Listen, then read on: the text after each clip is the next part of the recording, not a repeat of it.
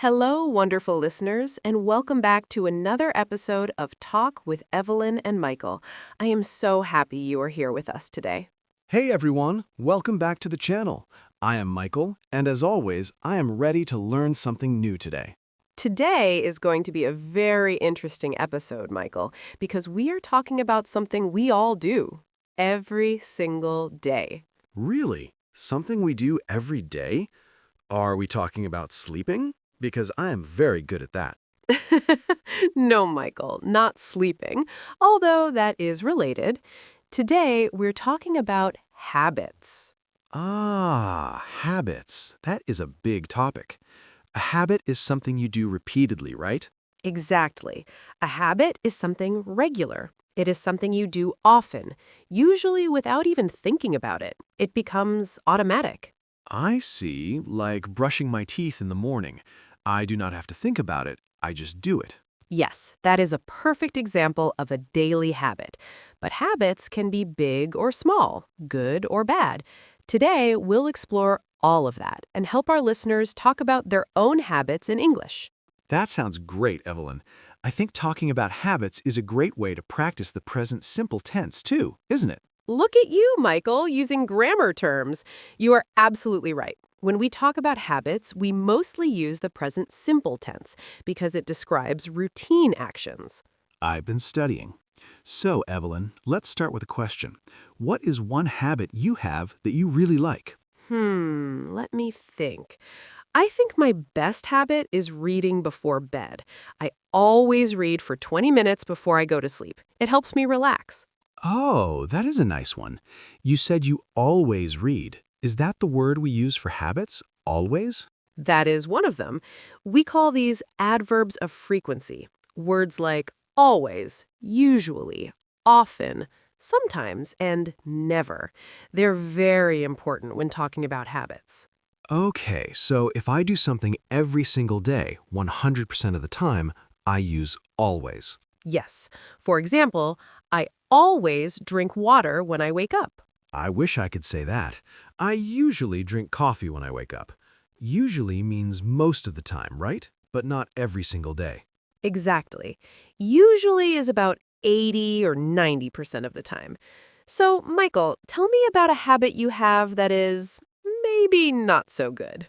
Oh no, you want to know my bad habits? Okay, well, I sometimes stay up very late watching videos on my phone. I know it's bad for my eyes. I think many of us have that habit, Michael. You use the word sometimes, which means maybe 50% of the time. Yeah, maybe a little more than sometimes, maybe often, but I'm trying to stop. That is the hard part about habits, Michael. Breaking a bad habit is difficult. We often say, old habits die hard. Old habits die hard. I like that phrase. It means it's hard to stop doing things we have done for a long time, right? That is exactly what it means. But let's look at some positive examples. Let's practice some sentences for our listeners. I will say a sentence, and I want everyone listening to repeat it after me. Are you ready, Michael? I'm ready. Let's do it. Okay. Here's the first one. I usually wake up at 7 a.m. I usually wake up at 7 a.m. Great. Here's another one. She always exercises in the morning. She always exercises in the morning. Perfect. And one more using a negative. We rarely eat fast food. We rarely eat fast food. Evelyn, rarely means almost never, right? Yes. Rarely means maybe only 5 or 10% of the time. It is very infrequent. Okay, I have a question. What if I want to start a new habit? What do we call that in English? We usually say form a habit or develop a habit. For example, I want to form a habit of studying English every day. That is a great example for our listeners. Forming a habit takes time, though, doesn't it? Yes, some people say it takes 21 days to form a new habit, but science says it might take even longer, maybe 66 days. Wow, 66 days. That requires a lot of patience. You have to be consistent. Consistency is key, Michael. To be consistent means to do the same thing in the same way over and over again. So if I want to learn English, I should not study for 5 hours one day and then nothing for a week. No, that is not a good habit. It is better to study for 15 minutes every single day. That creates a rhythm. A rhythm. I like that. It becomes part of your flow. Let's talk about some common daily habits that people have. This will help our listeners with vocabulary describing their day. Michael, walk me through your morning habits. Okay, well, first, my alarm goes off. I usually hit the snooze button once. Do you know what the snooze button is? Yes, that is the button that gives you 10 more minutes of sleep. That is a very common bad habit. Guilty. After I finally get up, I head to the kitchen. I always make a cup of coffee. I cannot start my day without it. Okay, so getting up and making coffee. What about breakfast? Do you eat breakfast? Honestly, I hardly ever eat a big breakfast. I usually just have some toast or maybe yogurt. Hardly ever is like rarely, right? Yes, hardly ever is very close to never. So you have a light breakfast. What comes next? Then I take a shower and get dressed. I try to listen to a podcast while I get ready. It helps me learn while I'm doing other things. That is fantastic, Michael. That is called multitasking, associating a learning habit with a daily routine. That's a great tip for our listeners. Thanks, Evelyn. I call it habit stacking. I stack the listening habit on top of the getting ready habit. Habit stacking. That is actually a very advanced concept. Well done. If you're listening, try to stack your English practice with something you already do, like washing dishes or walking the dog. What about you, Evelyn? Do you have any afternoon habits? I do. In the afternoon, I usually feel a little tired around 3 p.m., so I take a short break. I stretch my body for 5 minutes. Just 5 minutes? Does that help? It helps a lot. It wakes up my body and my brain. It's a small habit, but it makes a big difference. That's interesting. Sometimes we think habits have to be big things, like going to the gym for an hour. But small habits count too. Absolutely. In fact, small habits are easier to keep. If you try to change everything at once, you might give up. Give up. That's a phrasal verb, right? Yes, to give up means to quit or to stop trying. We do not want our listeners to give up on their English learning. Never give up, guys. So, Evelyn, we talked about good habits and bad habits. Is there a polite way to tell someone they have a bad habit? That is a tricky social situation, Michael. You have to be careful. You can't just say, stop doing that, it's rude. So, if I'm tapping my pen on the table and it's annoying you, what would you say? I might say, Michael, I'm finding the tapping a little distracting. Could you please stop? Or lightly say, you seem to have a lot of energy today with that pen. That is very polite. Much better than yelling, "Stop it." Yes, much better. Let's look at some other words related to habits. Have you heard the phrase creature of habit? Creature of habit.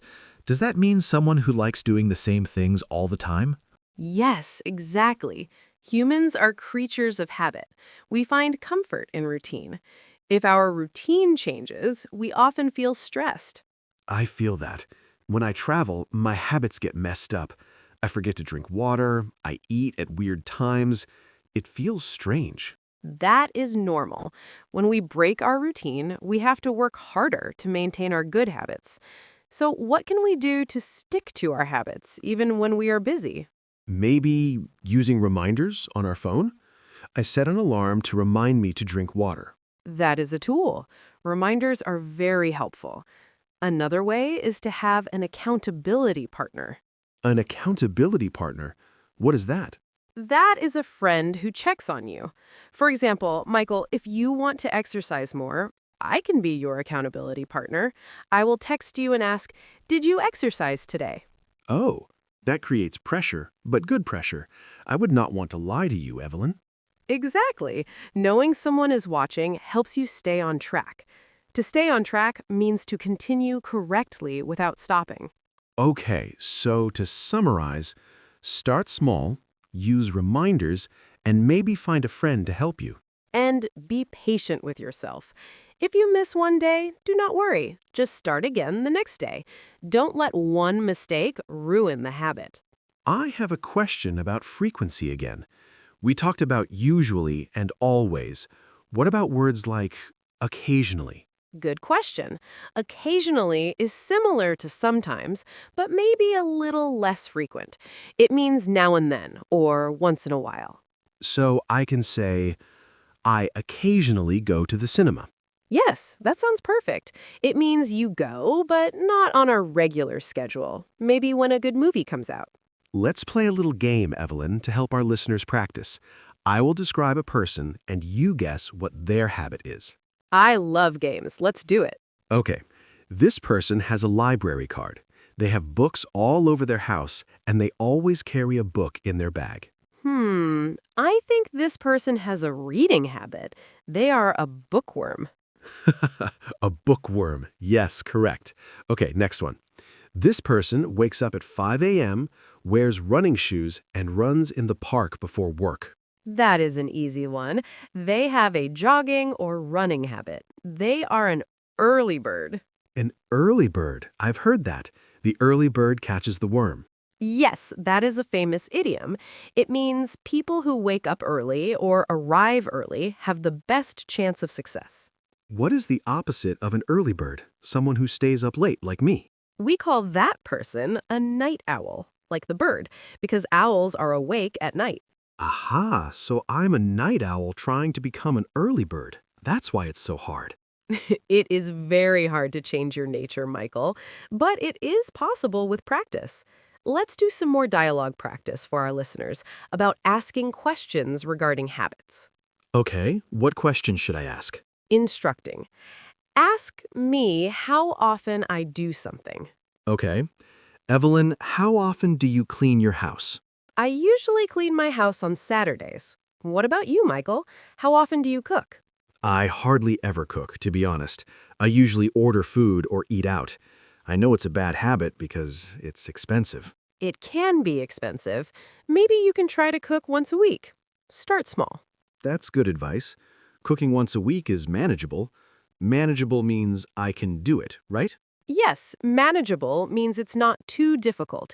It's possible to control. You know, Evelyn, we often talk about physical habits, but what about mental habits? That is a very deep topic, Michael. What do you mean by mental habits? Like the habit of thinking positively or the habit of worrying. Oh, that is so important. Yes, worrying can be a habit. If you always think about bad things, your brain gets used to it. So, how do we break the habit of worrying? We can practice gratitude. Gratitude is the feeling of being thankful. If we make a habit of listing 3 good things every day, it changes our thinking. That is a beautiful habit. Listing 3 good things. I want to try that. Right now, I am grateful for this coffee and this conversation. That is a great start. I am grateful for our listeners who are working hard to learn English. Me too.